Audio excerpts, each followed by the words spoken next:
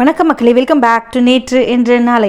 இன்றைக்கி நம்ம வீடியோவில் மீல் மேக்கர் குருமா, அதாவது சோயா குருமா எப்படி பண்ணலாங்கிறத பார்க்கலாம்.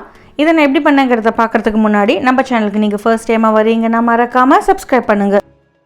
குருமாங்கிறது ஒரு சைட் டிஷ், ஆனால் பல மெயின் டிஷ்க்கு ஒத்து போகும். ரொம்பவே யம்மியாக இருக்கும், பண்ணுறதுக்கும் ரொம்ப ஈஸி. நீங்கள் ஒரு தடவை பண்ணி வச்சுட்டா சாதத்துக்கும் சாப்பிட்லாம், இல்லைனா டிஃபனுக்கும் சாப்பிட்லாம். இந்த சோயா குருமாவோட ஸ்பெஷாலிட்டி என்னென்னு பார்த்தீங்கன்னா, நிறைய வெஜ்ஜீஸ் வெட்டுற வேலை கிடையாது. டக்குன்னு லேட் ஆகிடுச்சுன்னா இந்த குருமாவை நீங்கள் பண்ணிடலாம். வாங்க இப்போ குருமா பண்ண ஸ்டார்ட் பண்ணிடலாம். குருமா பண்ணுறதுக்கு முதல் ஸ்டெப்பாக நான் கசகசாவை வெந்நீரில் ஊற வச்சுக்க போகிறேன். ஒரு அரை டீஸ்பூன் அளவுக்கு கசகசாவை ஒரு கப்பில் சேர்த்துட்டு அதுக்கு மேலே வெந்நீர் சேர்த்திங்கன்னா நல்லா ஊறி போகும். ஊறின கசகசாவை நீங்கள் அரைக்கும் போது உங்களுக்கு ஸ்மூத்தாக க்ரீமியாக ஒரு பேஸ்ட் கிடைக்கும். இது நம்ம குருமாவுக்கு ஒரு நல்ல திக்கனிங் ஏஜென்ட். அடுத்ததான் நம்ம சோயா வேக வச்சுக்கலாம். ஒரு பெரிய கடாயில் பாத்திரத்தில் தண்ணி சேர்த்துட்டு தண்ணி நல்லா கொதிச்சதுக்கப்புறமா நம்ம இந்த சோயாவை சேர்த்துட்டு கொதிக்க விடணும். ஒரு 2 to 3 மினிட்ஸில் பார்த்தீங்கன்னா சோயா நல்லாவே சாஃப்ட் ஆகிடும். ஒன்று எடுத்து அமுத்தி பாருங்கள், சாஃப்ட் ஆகிடுதுன்னா வெந்துடுதுன்னு அர்த்தம். வெந்ததுக்கப்புறமா அடுப்பை ஆஃப் பண்ணிவிட்டு இந்த சோயாவெலாம் பச்சை தண்ணியில் சேர்த்துட்டு டெம்பரேச்சர் கீழே வந்ததுக்கப்புறமா தண்ணியெல்லாம் புழிஞ்சிட்டு ஒரு பாத்திரத்தில் எடுத்து வச்சுக்கலாம்.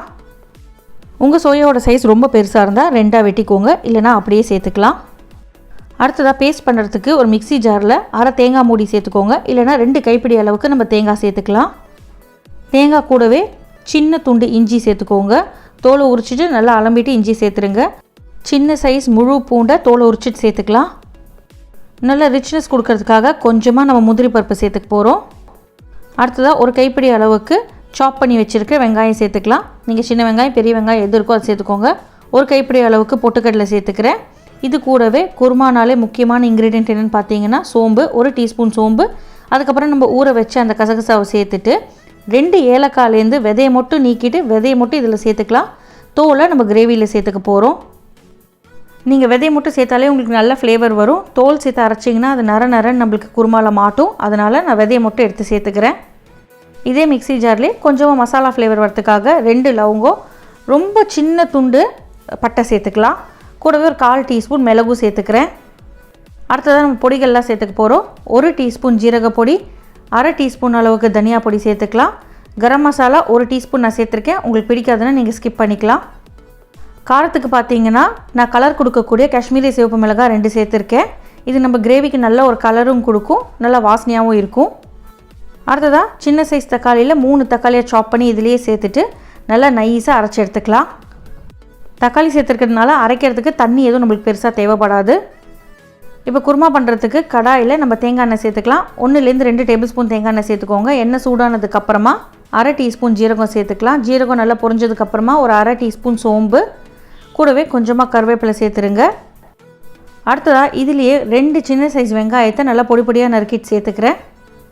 வெங்காயத்துக்கூடயே ஒரு பிரிஞ்சலை, அதுக்கப்புறம் நம்ம விதை நீக்கின்னு அந்த ஏலக்காய் இருக்கு இல்லையா, அதோட தோலை சேர்த்துருங்க. கொஞ்சமாக பட்டையும் கூடவே சேர்த்துக்கலாம். வெங்காயோடவே இந்த எண்ணெயில் வதங்கும் போது இந்த மசாலாவோட வாசனை நம்மளுக்கு வர ஆரம்பிச்சிடும். எனக்கு குருமா ரொம்ப காரமாக வேண்டாங்கிறதுனால நான் ஒரு பச்சை மிளகாயை முழுசாகவே சேர்த்துருக்கேன். பட் உங்களுக்கு நல்லா காரசாரமாக பிடிக்கும்னா நீங்கள் பச்சை மிளகாயை நல்லா கீறிட்டு சேர்த்துக்கோங்க. 1லேருந்து 2 பச்சை மிளகாய் சேர்த்துக்கலாம். ஒரு 1/4 டீஸ்பூன் மஞ்சள் பொடி சேர்த்துக்கலாம். வெங்காயத்துக்கூடயே மஞ்சள் பொடி சேர்க்கும் போது அதோட பச்சை வாசனை சீக்கிரமே போயிடும். வெங்காயம் நல்லா வதங்கட்டும். வெங்காயம் சீக்கிரமாக வதங்கிறதுக்கு தேவையான அளவுக்கு கொஞ்சமாக உப்பு இப்போ நான் சேர்த்துக்கிறேன். இன்னும் கொஞ்சம் உப்பை நான் குருமாவில் கடைசியாக சேர்த்துக்க போகிறேன். வெங்காயம் நல்லா வதங்கினதுக்கு அப்புறமா நம்ம ரெடி பண்ணி வச்சுருக்கிற அந்த ஆரஞ்சு கலர் பேஸ்ட்டை இப்போ நம்ம சேர்த்துக்கலாம். இந்த ஆரஞ்சு கலர் மசாலா பேஸ்ட்டில் பார்த்திங்கன்னா நம்ம நிறைய ரா இன்க்ரீடியன்ட் சேர்த்துருக்கோம். ஸோ அதோட பச்சை வாசனை போகிற வரைக்கும் நல்லா வதக்கணும். இந்த மசாலாவில் நம்ம நிறைய திக்கனிங் ஏஜென்ட் சேர்த்துருக்கிறதுனால அடிப்பிடிச்சிடும். அதுக்காக தேவையான அளவுக்கு தண்ணியை நல்லா மிக்ஸி ஜாரை வாஷ் பண்ணிவிட்டு இந்த கிரேவிலேயே சேர்த்துட்டு இதோட பச்சை வாசனை போகிற வரைக்கும் ஒரு 5 நிமிஷத்துக்கு நல்லா கொதிக்க விடலாம். இப்போ இந்த கிரேவிக்கு தேவையான அளவுக்கு உப்பு சேர்த்துக்கலாம். உப்பு சேர்த்துட்டு நல்லா கொதிக்கிடும். பச்சை வாசனை போகிறதுக்கு கொஞ்சம் டைம் எடுக்கும்.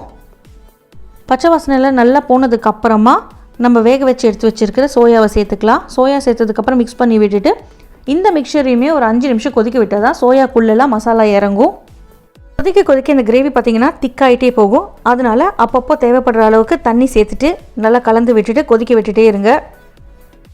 நான் முன்னாடியே சொன்ன மாதிரி ஒரு 5 நிமிஷம் கொதிச்சா போதும். சோயாக்குள்ளே நல்லா மசாலா இறங்கிடும். எல்லா டேஸ்ட்டுமே பேலன்ஸ் பண்ணுறதுக்காக நான் 1 டீஸ்பூன் அளவுக்கு வெல்லம் சேர்த்துக்கிறேன். வெல்லம் சேர்த்து நல்லா கலந்து விட்டு பச்சை வாசனை வரதா பாருங்கள். பச்சை வாசனை வரலைன்னா நீங்கள் அடுப்பு ஆஃப் பண்ணிடலாம். பட் அடுப்பு ஆஃப் பண்ணுறதுக்கு முன்னாடி என்னோடய சீக்ரெட் இன்க்ரீடியண்ட்டான கசூரி மேத்தியை நான் ஒரு அரை ஸ்பூன் அளவுக்கு நல்லா கையில் க்ரம்பிள் பண்ணிவிட்டு சேர்த்துக்கிறேன்.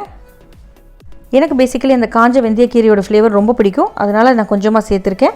கசூரி மேத்தி சேர்த்துட்டு மிக்ஸ் பண்ணி விட்டுட்டு நீங்கள் அடுப்பை ஆஃப் பண்ணிடலாம். அடுப்பை ஆஃப் பண்ணிவிட்டு ஃப்ரெஷ்ஷாக கட் பண்ணி வச்சுருக்க கொத்தமல்லி இலைகளை தூவி விட்டுக்கோங்க. கொஞ்சமாக ரா கருவேப்பிலை, கடைசியாக அந்த தேங்காய் எண்ணெயோட வாசனை நிற்கிறதுக்காக 1 டீஸ்பூன் அளவுக்கு பச்சை தேங்காய் எண்ணெயை மேலே அப்படியே சேர்த்துக்கலாம். உங்களுக்கு கொஞ்சம் ரிச்சாக இருக்கணும், நார்த் இந்தியன் டேஸ்ட்டில் இருக்கணும்னா நீங்கள் தேங்காய் எண்ணெயை ஸ்கிப் பண்ணிவிட்டு வெண்ணெய் சேர்த்துக்கோங்க. கடைசியாக அரை கப்லேருந்து 3/4 கப் அளவுக்கு பால் சேர்த்துக்கலாம்.